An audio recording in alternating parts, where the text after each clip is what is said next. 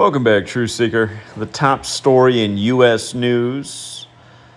Multiple people set on fire in attack during pro-Israeli march. And this comes right before Shabbat begins, Jewish holiday. And again, if you learn that Kabbalistic practice of coding numbers into words, this all becomes a lot more interesting. Boulder, Colorado, where this happened, equates to fire. Actually, let me just pull up the calculator to make this simple here. We'll type in Colorado first. Notice the 38 in Colorado, as well as the 83. We'll come back to the 3883. Colorado is the 38th state in order of statehood. And notice Colorado, Boulder. We'll do it backwards like we're dyslexic. This happened in the town of Boulder. Notice the 70, also the 83. Okay. Now let me type in the word fire.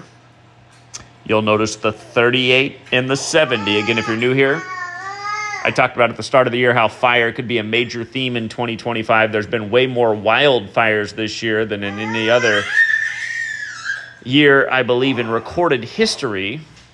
But again, the four base ciphers of the English language are the alphabetic order. A is 1 up to Z is 26. That's where fire is 38. Just like Colorado's 38 and 38. The reverse alphabetic order is where fire is 70. Z is 1 back to A is 26. And then the other two ciphers are just the alphabetic order with numerology applied. But look at Shabbat too.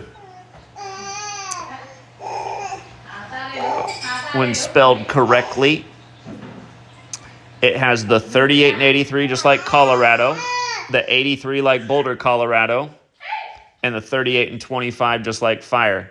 And then keep in mind it is the 1st of June. The majority of the world writes today 1/6 like 16. It's also like the holiday. But again, this is what we see. News by the numbers day after day. We write it 6/1 in the U.S. CNN gives you a minute and second long story about this. That's 61 seconds. And, in other news, stories you're not hearing about today, just like how you haven't heard about it for hardly at all. You look at Al Jazeera, one of their top stories today, 32 more people killed in Palestine with Israel's latest attacks. Again, this doesn't really get any U.S. coverage. The large death tolls day by day in Gaza. But, a few people nicked with something like a Molotov cocktail. And, oh, my God, it is the top story. By the way, today is exactly 86 weeks after Netanyahu declared war on October 8th, 2023. Of course, we recently had the 8647 ritual with James Comey, who said he never heard of this term 86 before. And he did it 8,647 days after 9/11, which was the event that got him in the FBI in the first place. Oh my God. Do you guys see who's up here? This kid that's on the front page of CNN. Do you guys remember when I went to Buffalo and I met his partner, that Tara girl?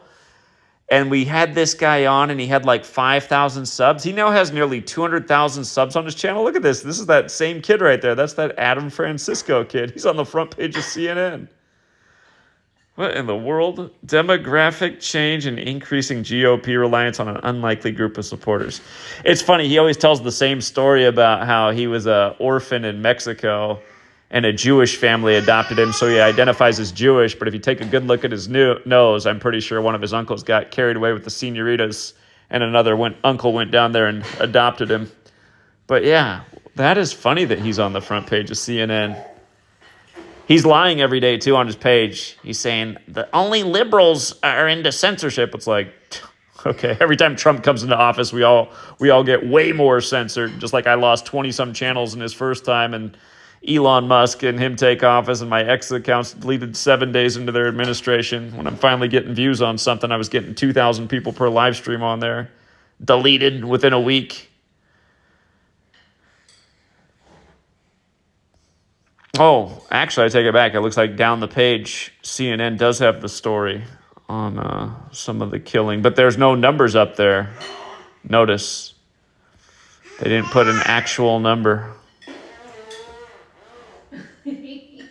All right, Sweet Girl's blowing raspberries. It's time for Sweet Girl. Until next time, True Seeker.